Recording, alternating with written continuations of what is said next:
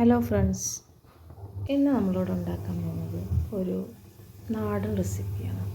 പഴവും തേങ്ങാപ്പാലും ഉപയോഗിച്ച് ഉണ്ടാക്കുന്ന ഈ റെസിപ്പി കുട്ടികൾക്കും മുതിർന്നവർക്കും ഒരുപോലെ ഇഷ്ടപ്പെടും. പാൻ ചൂടാക്കി നെയ്യ് ഒഴിക്കുക. പശു നെയ്യൊക്കെ ആണെങ്കിൽ ഒത്തിരി നല്ലതാണ്. ഞാനിവിടെ വെജിറ്റബിൾ ഗീ ആണ് ഉപയോഗിച്ചിട്ടുള്ളത്. വെജിറ്റബിൾസിന് കാരണം ഞാൻ കട്ടായിട്ടിരിക്കുകയാണ്. നന്നായി ചൂടായ ശേഷം അതിലേക്ക് കുറച്ച് ചുവന്നുള്ളി അരിഞ്ഞത് നന്നായി നെയ്യിലിട്ട് നോക്കിയപ്പോൾ നല്ല മണമൊക്കെ വരുന്നുണ്ട്. ഇനി നമുക്ക് നേന്ത്രപ്പൂ അതായി കട്ട് ചെയ്തിട്ട് അതിലേക്കിടാം.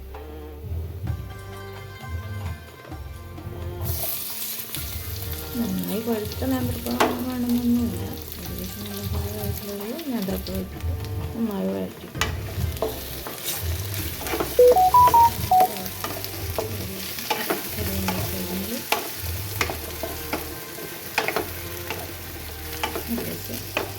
ഒരു ടീസ്പൂൺ പഞ്ചസാര നമ്മൾ മധുരത്തിന് ആവശ്യമായിട്ടുള്ളത് ഇട്ടാൽ മതി.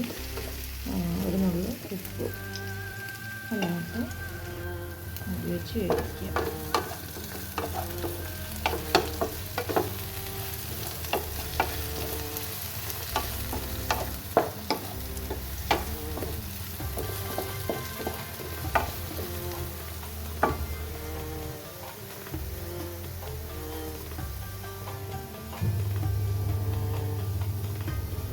ശേഷം കട്ടിൽ പിഴിഞ്ഞിട്ടിരിക്കുന്ന തേങ്ങാപ്പാൽ ഈ പഴത്തിലേക്ക് ഒഴിക്കും.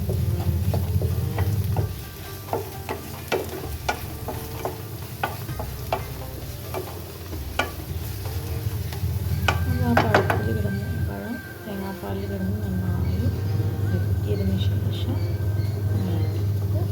ഉപയോഗിക്കും.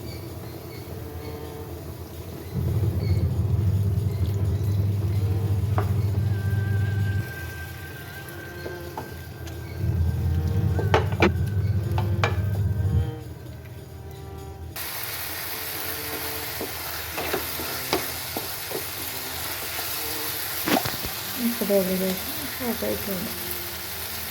നമുക്കിതൊരു പാത്രത്തിലേക്ക് മാറ്റാം.